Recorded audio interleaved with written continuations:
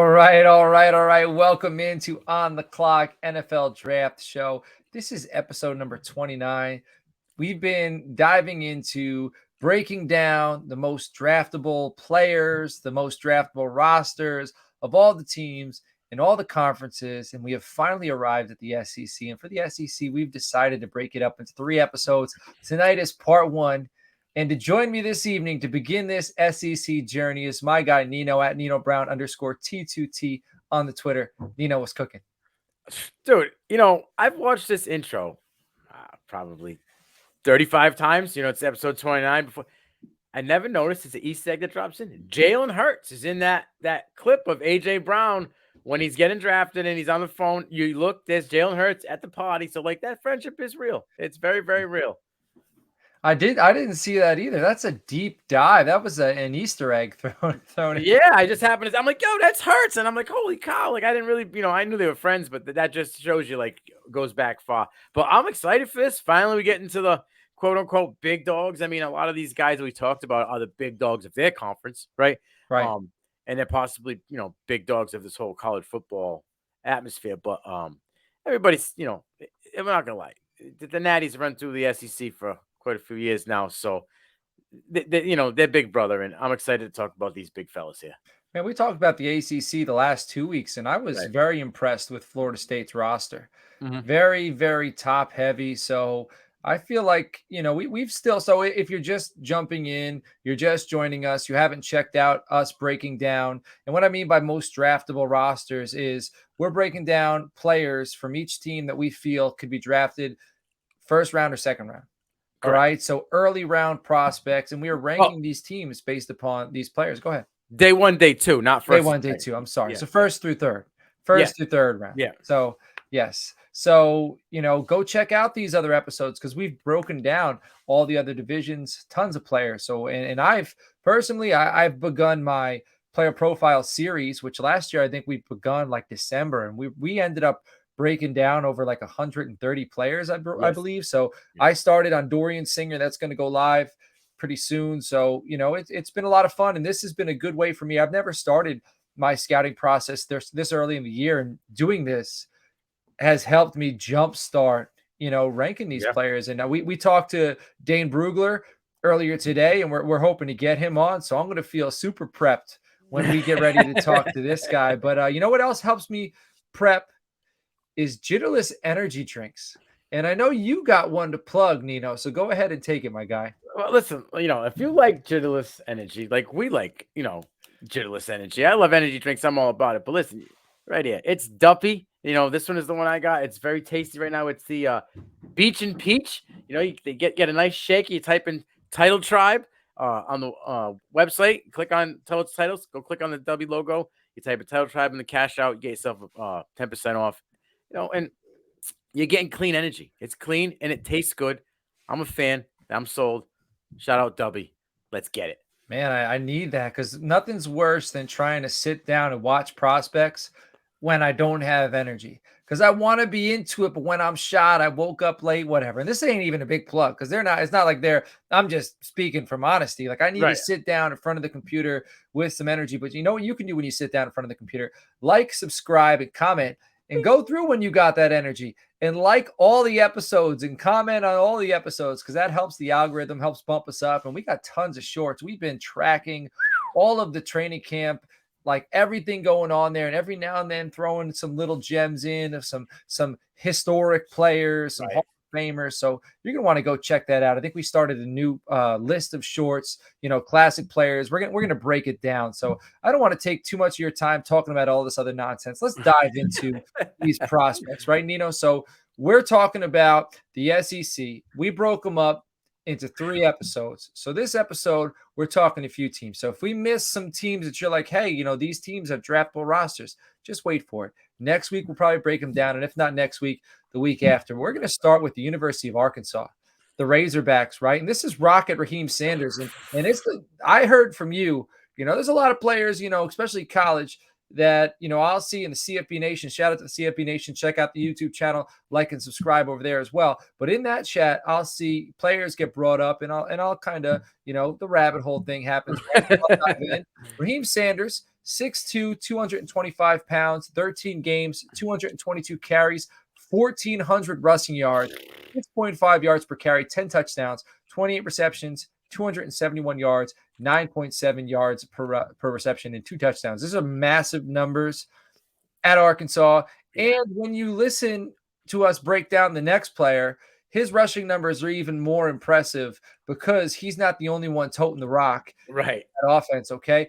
He was the number one player in the SEC in yards per carry with 6.5 and yards from scrimmage with 1,714. He's a bell cow. He can do it between the tackles. He can do it outside of tackles. He had 703 yards after contact, which was 25th in the nation in 2022. That is pretty damn impressive. 65 missed tackles forced, ranked 15th in the nation in 2022. I have some questions about the breakaway speed, and you could put on a film and you could question me. You coach, you're wrong, because some games I see this dude create separation at the second and third level. It's just every now and then, because that's one of those things. I kind of have a checklist, for wide receivers, for running backs. All right, can he break away? How is he at the second level? And with him, it's been hit or miss, but he's a bell cow who forces missed tackles. This is something that is rare, and it's a great combination because that means he could run through you. But after the second quarter, when you get into the third quarter, this is usually how the game goes. Those DBs start making business decisions. And he is very capable of taking advantage of a defensive back when he makes that business decision and make a miss. So it's a very impressive combination. So, Nino, what are your thoughts on Raheem Sanders? I love Raheem Sanders, and you're talking about making business decision. Well, my man made a serious business decision.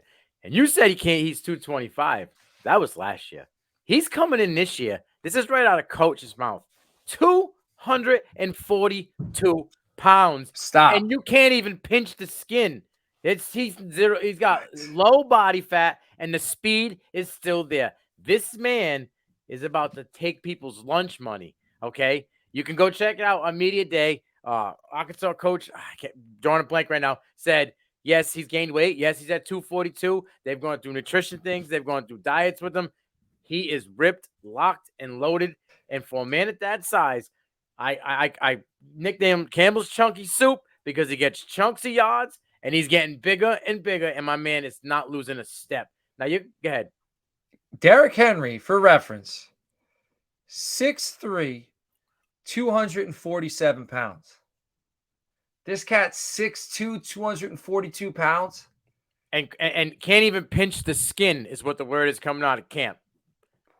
It's a monster. Yeah, he's primed and ready to go. I mean, I had him in the top as a top 3 back. I probably got him at 2 right now.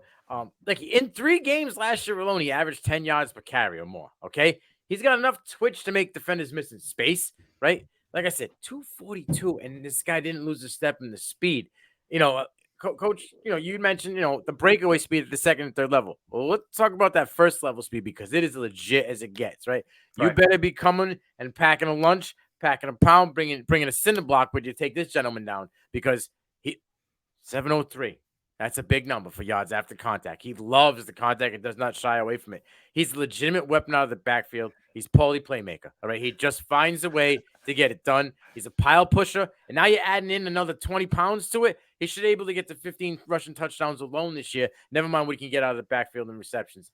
Raheem Sanders is probably going to be the top college football back. You've seen that it said he was the number 1 in the SEC, right? And the darling everybody drooled over last year in the SEC was Quinshon Judkins. And he averaged more yards per carry than Judkins. So, man, and this Arkansas is going to be a lot of fun to watch this year because I was watching this next player. That's KJ Jefferson, 6'3", 245 pounds. So we talked about Sanders being big. Right. Jefferson is 6'3", 245, and he carries it well. I was very impressed by his frame. When I look at him, he reminds me of the way Dak Prescott looked at Mississippi State. Similar build. I think similar way he carries that offense, carries the football. I do like his throwing motion a little bit better than Dak Prescott's coming out of college, but the arm strength was a little bit of a question. I noticed, anything over like 15 yards, it just seemed to die a little bit before it got to the wide receiver, especially when the wide receiver was running, running open deep downfield. But 11 games last year, 204 completions, 300 attempts, 68% completion percentage, pretty damn good. Yeah. 2,636 passing yards, 24 touchdowns, and only 5 interceptions, 164.9 QBR. Pair that with 158 carries, 640 yards, 9 touchdowns, 68 completion percentage in 2022 is second all-time at Arkansas. So take that for what it's worth. I mean, Arkansas is a very historic and storied franchise, and this dude, second all-time. He's on the 2023 Maxwell Award list, 2023 preseason first-team All-ACC per the Athlon, second-team All-ACC per Media and Phil Steele. What I did like, so his ball died a little bit, but I liked the anticipation he threw with. Again, I told you, I said I like the arm motion. I like his throw motion a little bit better than a guy like Dax coming out of college, and I like the touch he put on the ball. It did seem, in some of the clips that I watched of him, guys were schemed open a lot, but he did a good job of putting touch on the ball and delivering it in a way that was easy for the wide receiver to make the catch and then make a play after the catch. Like, he knew what he was doing and he was throwing with a purpose. So I was pretty impressed by that. Again, I'm impressed by these two. But what are your thoughts on KJ Jefferson? I like KJ Jefferson. I was surprised he came back. I thought he was going to go in the draft. I think him coming back puts him in he's in that bucket of 3 to 6. He could be the 3rd, he could be the 6th, he could be the 10th. But if he has a decent year somewhere in what he had to the last couple of years, last 2 years, I think he could be in that 3 to 5, 3 to 6 category. I mean, 24 to 5 TD ratio last year. In 21 he had 21-4. So that's 45 and 9 in 2 seasons, right? With a 9 yards per attempt. The kid gets it. He's grown both years in size, right? He added a few pounds both the years, but he's got better. The only problem that he's had is he's got a bad habit of fading and throwing off his back foot. When the pocket gets a little tight, a little jittery, he tends to just fade and throw away instead of planting and throwing it. But he's a natural playmaker, right? He's a legitimate dual threat QB. He can extend plays, just his mobility outside the pocket. He's got a strong, I know you said that when a ball goes past maybe 20 yards, 25 yards in the air, it kind of just dies out. But those short intermediate routes, that thing's coming in hot. All right. He's got that pop off that throw. Maybe, and it's schemed open. Guys were schemed open, but a lot of the top teams in the country, look at Tennessee. That whole offense was a scheme. Go to the scheme guy open. So, and sometimes the slam dunks, like the layups, are the hard, points to make. So when guys are open, you can't knock a guy for hitting open throw. Right. So I'm not knocking him. I'm just saying, from watching it, I kind of picked up on it, but I was able to take away. He was making the right throw at the right time, I mean, he's grown in all aspects of his game. The passing, yards per attempt, the rushing, all have gone up the last 2 seasons. And there's a key factor that both of these gentlemen, and the reason why I think they're both going to take off, is they're bringing in Dan Enos as a new offensive coordinator, okay? And I'm just going to talk real quick. Look at what he did for Taulia Tagovailoa at Maryland last year, where Enos was. Tagovailoa had an 82.3 offensive grade, okay, an 81.2 passing grade in PFF. He knows how to get the best of it, and they're both mobile QBs, right? Obviously, Jefferson's a little bit bigger than Tagovailoa, but he is going to put KJ Jefferson and Rocket Raheem in the best situations. You are probably going to see the best KJ Jefferson this year. Love it. Love it. All right, let's go to the defensive side of the football. We're going to do that when we go down to the University of Auburn.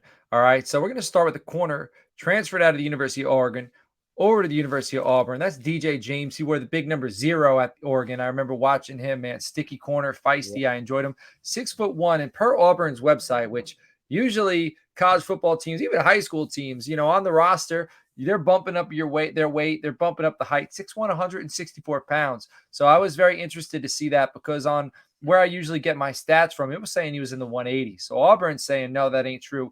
164. 2022 stats, played in 12 games, 25 solo, 12 assisted tackles, 37 total. Tackle for loss, an interception, 8 passes defended, which is pretty good. In 2022, he was second team All-SEC per the coaches poll and the AP. In 2022, he had the 7th highest coverage grade of returning corners, which was 85.7. 40.7% of targets were caught, which is the 6th best in the nation of returning quarterbacks. And per Jim Nagy, he received a Senior Bowl invite last season. He decided to go back to Auburn. I'm assuming to bump up his draft stock. But I also assume if he received that invite next year, we're going to see him this year down there if he accepts. So what are your thoughts on DJ James? All right, first of all, he was a Duck, so I always have a special place for Ducks in my heart when it comes to college players. He had his best year. He had a good year in Auburn last year, but he had his best year at Oregon. 40, I believe it was 43 solo tackles. He had a few pass breakups. I love that you point out that he's a sticky DB. He's aggressive in your face at the line of scrimmage, in your face down the field. Like you want a hand check, he hand checks. You want to play physical, he'll play physical. I know it's an early comp. I just see because the way he plays, the way he has the ability to take it to the house. At 164, just screaming off the page.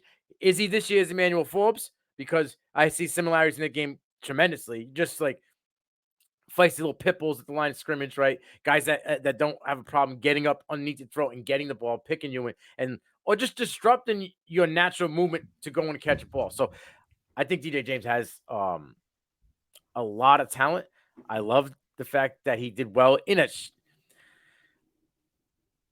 was going to swear and I stopped myself. In a very poor environment last year for Auburn. Everything over there was just upside down and inside out. Obviously, it's better now with Freeze there and everything's coming back around. Cadillac changed the culture at the end of the season. So to be able to still have a positive season when your defense was on the field a lot last year, I'm with it.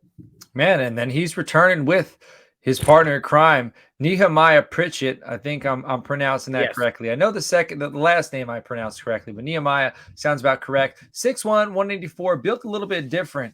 All right. He's like one of those long-armed outside corners, bump and run, going to stay in your pocket. Physical guy, 2022 stats, 12 games, 22 solo tackles, 15 assists, 37 total, 4.5 tackles for loss. So that means he gets downhill, 1 sack, and 8 passes defended. So just like James, so they both had 8 passes defended. He won the Auburn Defensive Back of the Year in 2022. In 2021, I like these stats. I like the guys. You know how I am. I like the guys who like to contribute on special teams. 10 kicks for 313 yards he returned. That's 31.3 yards average. No touchdowns. So that means he didn't get like 190-yard, 100-yard run and then bump up his numbers. No, he was consistently, ripping off chunks on those returns. And again, Jim Nagy, not only did he invite DJ James, he invited Pritchett. So, I'm excited to see what he can do this year, and I'm hoping I can see both of them down there at the Senior Bowl. What are your thoughts on Nehemiah Pritchett? Well, you talked about, the 10 kicks for 313 yards. I mean, they got to put the fast guys out there on special teams, and he runs a 4.4 240. So the speed is there, right? You're in the SEC. You got 21 career pass breakups in 3 seasons. I'm with it. Like, this kid has no problem. He'll give you space. He close. He's got a QB rating of 72.9 when he was targeted. So it's not like, you're going to pick apart this kid. This kid's got game. He can mirror the receivers. He's got good route recognition. His anticipation on breaks and in and out of breaks and closing on the ball is great. He's got a good back pedal. And you got to know by now, we T-stepping, baby. It's click and close when it comes to my man Pritchett. Yeah, I like it. I did have one knock on him, and he had 11 missed tackles in 2022, which was a 51.3 tackle grade. Most corners, they're paid to cover. They're not paid. Ask Trayvon Diggs. Ask Dion. Yeah, they're paid to cover. And Trayvon Diggs had a day today. I don't know if you saw it on the timeline, but dude had that means Dak Prescott didn't have a day. He made good plays, man. I mean, he had 3 picks. But they were great plays. He's going to. He wasn't going to throw double-digit picks again this year? Is he going to play Trayvon Diggs every single week?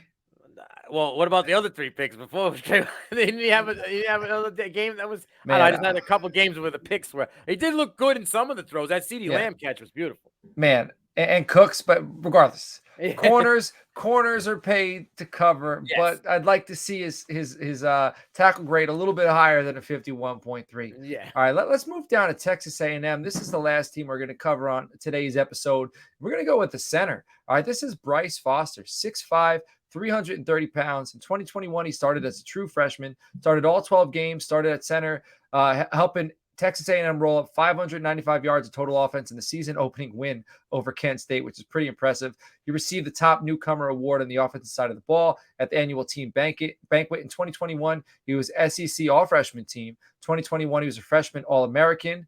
And then he was the athletic freshman All-American as well. So it was FWAA. I don't know what that means. I'm going to have to look that up. In 2022 as a sophomore, started 4 games, had a season-ending injury, but now he's come back. He's fully healthy. He's on the preseason watch list for the Remington Trophy, which is the award that goes to the best center in college football. So what are your thoughts on this cat? I know you love this. He made Bruce Feldman's freak list at 51. They said back in high school he could bench press over 400 pounds, and now at 6'5", 325, he's only gotten more powerful, right? For a guy that big, though, 6'5", 325, he's agile. He's always keeping his feet moving. He can mirror running backs coming out the backfield, as odd as that might sound, at 325. This guy's like a fire hydrant. He's a naturally wide base. He's thick, right? He's good length, and he can cover a lot of ground.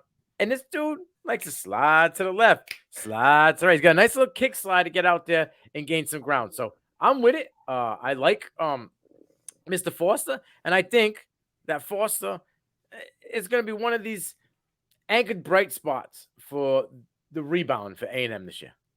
And so he was named the Texas Gatorade Player of the Year his senior year in high school for track and field.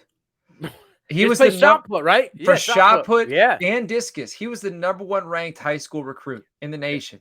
Dude's he's a big, big boy. Yeah, and that means he can move. Like, you ever watch big boys throw that? Like, it takes a little bit of finesse to spin around the way they do and get that. I mean, I couldn't do it. You got to have a core, bro. Every high school recruit that I've interviewed for CFB Nation that was either an offensive or defensive line that did track and field was discus, shot put, whatever. Main thing they said, it helps them be explosive in the core.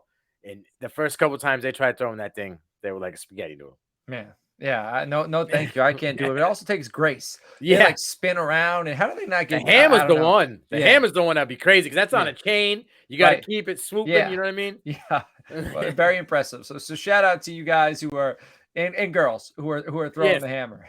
All right.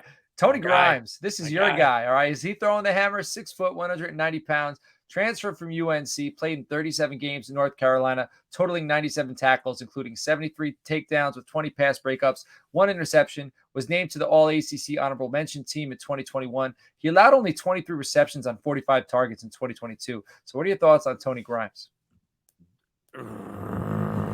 He's a straight dog, right? Like, you want to talk pit bull? Like, this dude is in your face physically. He gets in your head mentally. He is your all-around DB, lockdown DB, right? This dude is him. Click and close with T-stepping again all night long. My man gets back and go. He just like Dion. Like, I love the Revis, the same thing. Their feet barely touching the back pedal, and they're coming out hot right down at you, closing. He's got great route recognition. He's twitchy. He can break on balls like a wide receiver. 34.5-inch vertical. And listen, the way he plays, the style of play, this is going to be my closest Joey Porter comp in anybody in this class. As of now. As of right now, yeah. Before games played, I'm talking, what is it? What's the date? August 9th? Yeah, because we're going to – more is to be revealed. Yeah, right. But, this has been my guy. I was on him last year. He's got a name, too. Tony Grimes. Like, that just sounds like a starting corner. Yeah, Boomer knows. Boomer knows the deal. I told him Porter and Grimes are my guy at this time last year. I thought he was going to go in the draft as well. He came back. He obviously went to A&M, but I love it because now he's going from the ACC to the SEC. Now he's saying, okay, this is my last hurrah. I'm going to put my talents on display. I can show I can do it at any conference, and I can do it with the big boys. So if he has numbers like this in the SEC this year, forget about it. You're talking about a top 3 DB in this class. Kool-Aid's one. Okay. Is this another senior? Is this another senior? Who? Grimes. He could be a junior. Yeah, he's senior. Yeah. Because last year was junior eligibility. So so this is we got a lot. Hey, Jim, I'm sure a lot of these guys. I don't know. Listen, I don't know if Grimes is going to the senior. I would love to see him every now and then. You get one. You get one of them dudes. Yeah. Yeah. Especially sometimes like all it takes is like a quarterback. When you get a dude at quarterback, like I remember when Mac Jones, he went like I think he was hurt, but he still went. So it's like every now and then, if the right quarterback goes, or receiver, like if there's a dude receiver that goes and he wants to be like, all right, like I think like we saw it a little bit last year, right? Rasheed Rice and Jamie Robinson. He was like, no, bro, I got you. Come here. How about Michael Wilson, bro? Michael Wilson's. Hey, I'll give it to you. Like you were on it before we got to the Senior Bowl. I'm like, I don't know, man. Like, but he's bubbling in Arizona. Right, but shout out, not to pat ourselves on the back, there are players we were on before we got there. We watched them and we were like, but Yeah. we watched them, and then he stood out. Like day Yeah. one, we were like, we Yeah. get it. Like Yeah. he's legitimate. Yep. And so shout out to him. He's a Senior Bowl guy who's right now. Doing Arizona his thing, Cardinals beat writers have nothing but good. Like I'm hearing him and James Conner. That's like those are the two names coming out of there right now. All right. Hey, we're talking Senior Bowl. Before we get to the next guy, we're talking Senior Bowl. I just got to throw a little shot out there, a little jab while I can. Okay.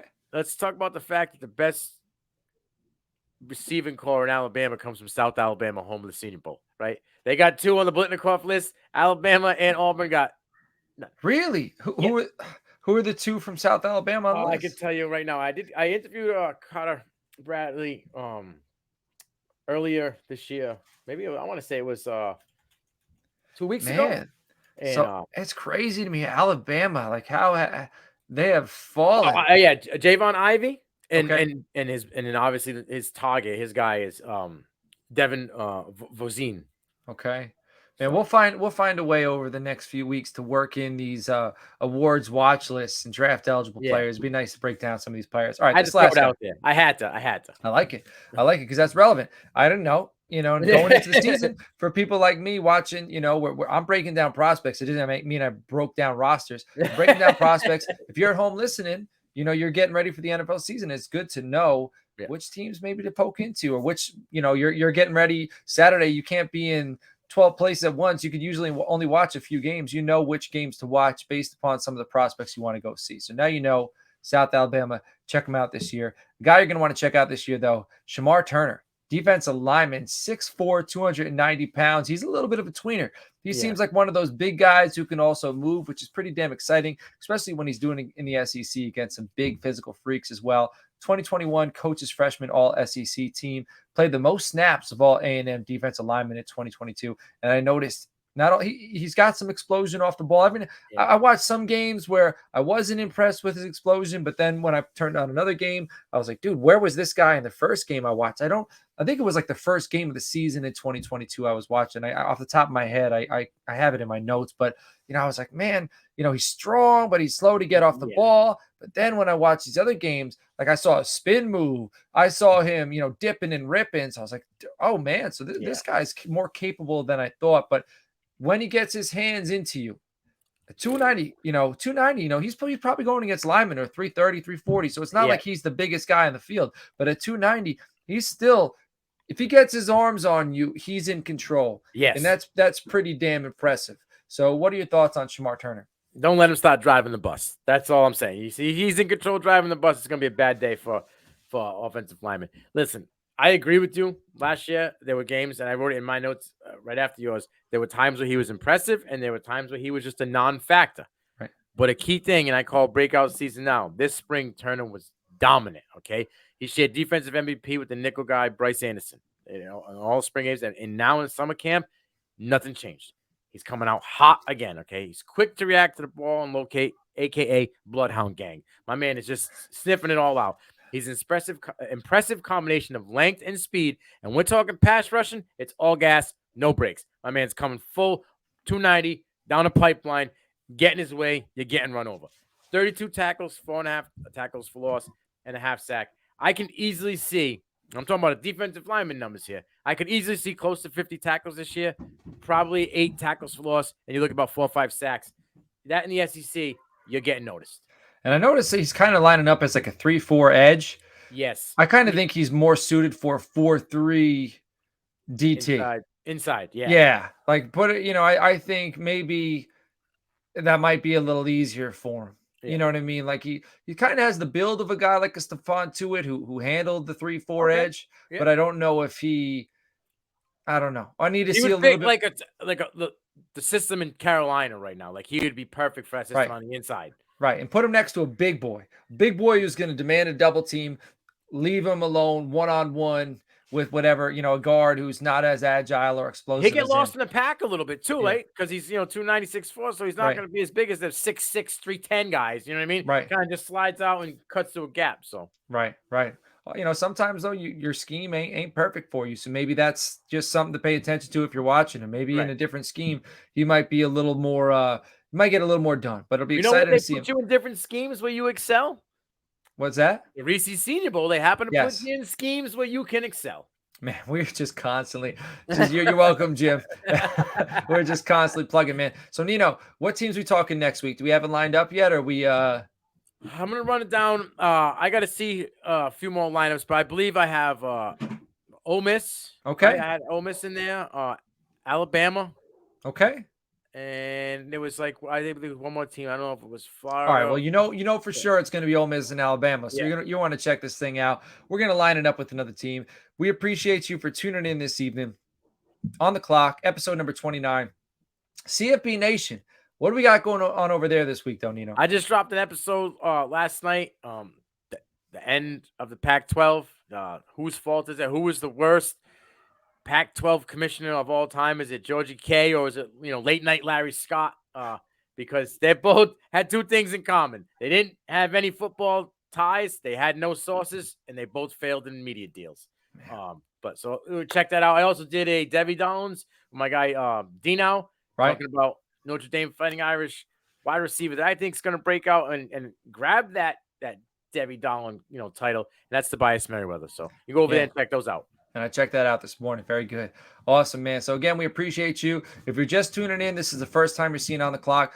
Go back, check the playlist on Toilets Titles. We got tons of other draft shows. We've broken down pretty much, I'd say, like 80% of the college football, the Power Five. P5, you know what I mean? P5. Yeah. So you're gonna want to go check that out and get ready for the season, because that's what we're trying to do. We're trying to get you ready for the season and for the upcoming draft cycle. And again, like, subscribe, comment, check out all that stuff. We appreciate you, and we will catch you all